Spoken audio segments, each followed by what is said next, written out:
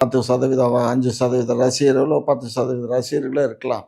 அவங்கள மாத்திரம் வச்சு அந்த சின்ன வயசு பொண்ணுகள மட்டும் வச்சு பண்ண முடியாது. 2வது நாங்க வந்து இப்ப என்னன்னா, காலேஜில படிக்கிற பிள்ளைகள எல்லாம் குறி வச்சு தான் திமுக நாங்க நெறைய முறையில பெண்களுக்கும், ஆண்களுக்கும் ம். நாங்க குறி வச்சு அவங்கள நாங்க எய்ம் பண்ணி பண்ணிக்கிட்டு இருக்கோம்.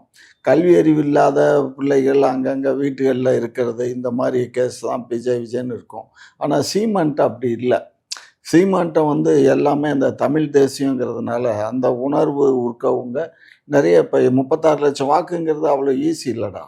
அவ்வளோ வாக்குகள் வாங்கியிருக்காருங்கும்போது, அவர் தான் சரியான எதிர்க்கட்சியே தவிர திமுகவுக்கு, இவங்க அதிமுகவோ, பாஜகவோ, தாவேகாவோ கிடையாது. நாம் தமிழர் கட்சிய விட ஏடிஎம்கே தான் அதிக சதவீதம். அவங்க வந்து 22%, அது 23% வாக்கு அது வந்து வச்சிருக்காங்க. அவங்க இருந்திருக்கலாம்.